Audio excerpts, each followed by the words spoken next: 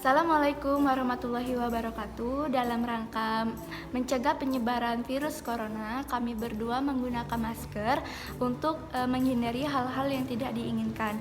Perkenalkan, nama saya Sylvia Agustin, NIM 1830201207 dari kelas PGMI 7, program studi pendidikan guru Madrasah Ibtidaiyah Universitas Islam Negeri Raden Fatah Palembang.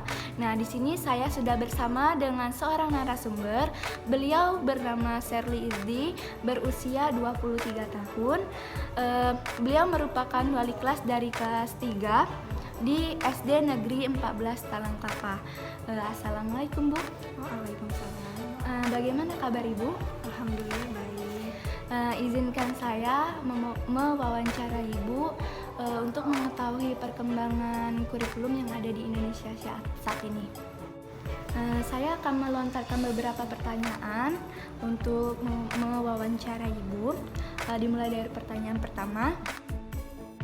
Menurut Ibu selaku wali kelas, masih adakah guru di Indonesia yang kegiatan pembelajarannya masih mengacu pada KTSP dalam proses pembelajaran saat ini? Ya, menurut saya masih ada sekolah yang mengacu pada KTSP, terutama pada daerah pelosok seperti Banyuasin ini. Namun sesungguhnya penerapan K13 yang menjadi kurikulum saat ini berdasarkan pada situasi kondisi lingkungan sekolah dan masyarakat di sekitar sekolah. Masih minimnya bekal guru dalam menerapkan K13, minimnya pengetahuan guru terhadap teknologi, khususnya guru senior ya. Serta pada buku K13, materi yang dicantumkan saya rasa belum mencukupi materi belajar bagi siswa, menjadikan siswa sekolah mau tidak mau menerapkan KTSP. Oh, jadi masih ada sekolah yang menerapkan KTSP ya Bu ya dalam proses pembelajarannya. Baik Bu, selanjutnya pertanyaan kedua. Menurut Ibu, apakah hasil dari pembelajaran KTSP dulu bisa diimplementasikan ke kurikulum saat ini, khususnya kurikulum Merdeka Belajar? Tentu saja bisa, karena KTSP dan kurikulum Merdeka Belajar sama-sama memberikan kewenangan sekolah untuk menyesuaikan kurikulum dengan daerah sekolah itu. KTSP menekankan pada aspek pengetahuan yang mana dalam kurikulum Merdeka Belajar pengetahuan tersebut diterapkan pada kemampuan literasi dan numerik. Baik Bu, selanjutnya pertanyaan ketiga.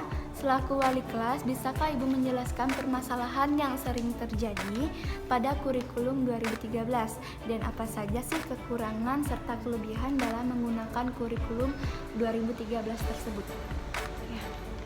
Permasalahannya yaitu masih ada guru yang gaptek, sedangkan K13 sangat memanfaatkan teknologi seperti halnya pengisian rapor.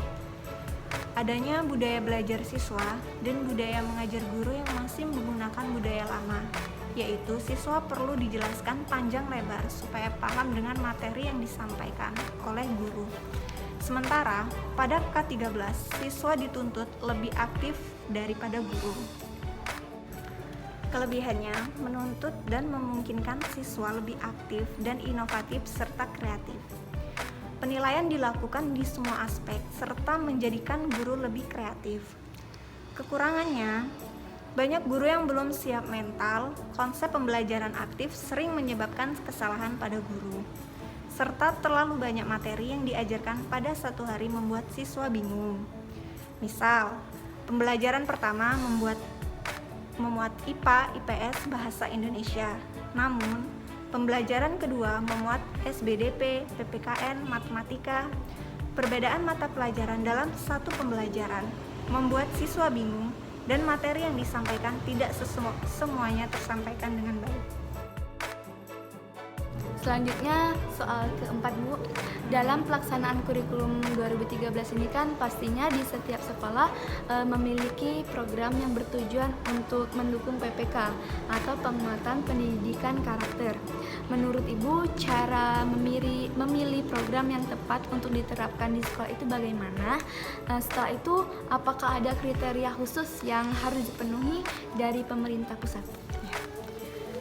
Caranya tadi ya, yang pertama itu menentukan tujuan PPK, dan yang kedua lihat kondisi di lingkungan sekolah tersebut, dan yang ketiga analisis peraturan sekolah. Dan yang keempat, PPK dapat diterapkan melalui pengembangan tradisi sekolah dan ekstrakurikuler. Maka aturlah jadwal kegiatan itu dengan baik. Dan tadi kriterianya ya. Tentu kalau untuk kriteria pasti ada ya. Baiklah Bu, selanjutnya adalah pertanyaan kelima.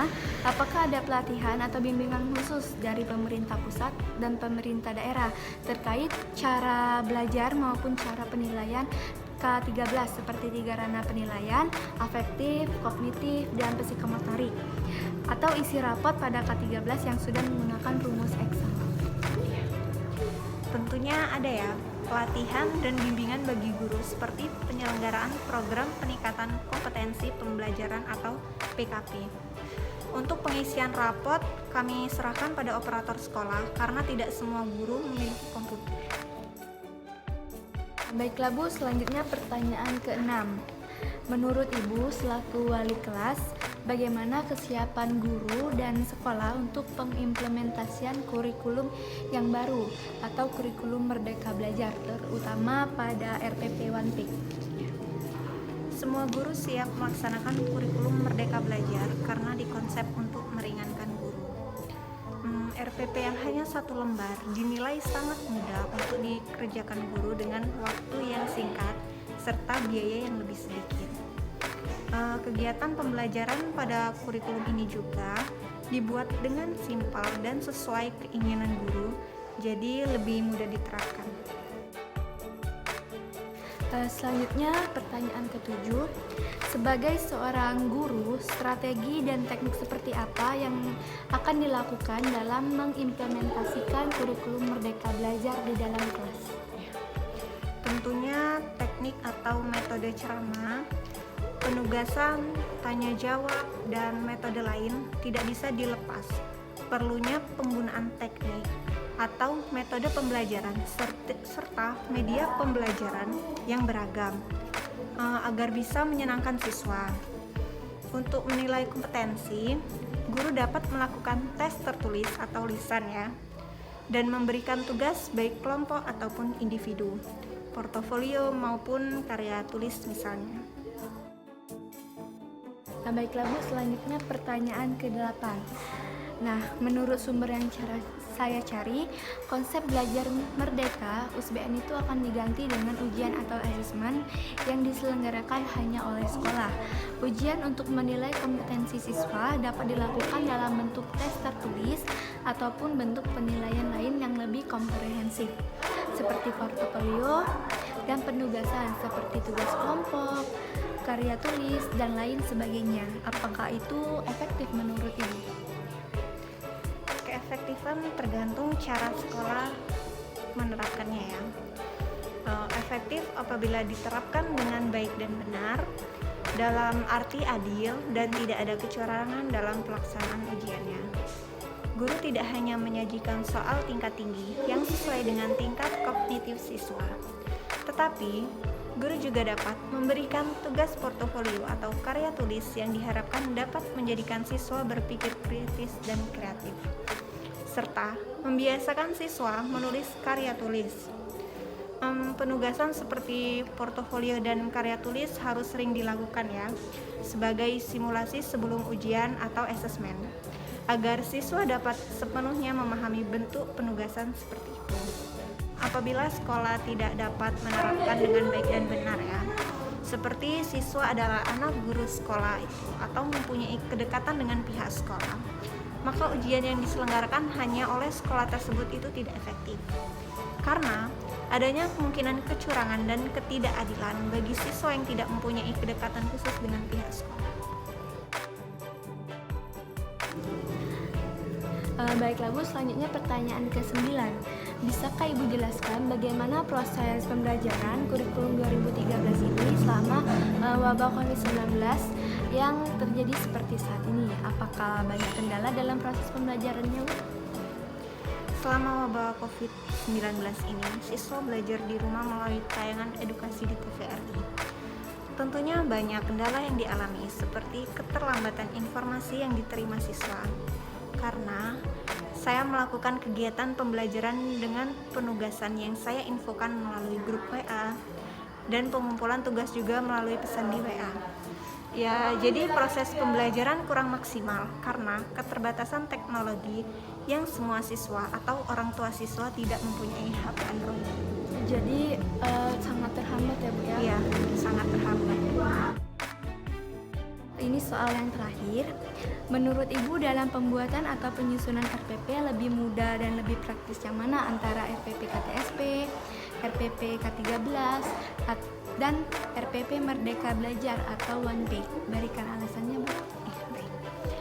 Jelas yang lebih mudah dan praktis yaitu RPP 1 lembar pada kurikulum Merdeka Belajar karena cuma 1 lembar ya.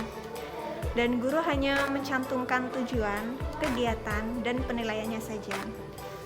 RPP 1 lembar tidak memakan waktu dan tenaga dengan tetap memperhatikan prinsip efektif, efisien, dan berorientasi pada siswa. Jadi hal ini tentu menguntungkan guru. Baik Bu. Nah, jadi kesimpulannya itu masih banyak sekolah di Indonesia yang menggunakan KTSP atau kurikulum tingkat satuan pendidikan.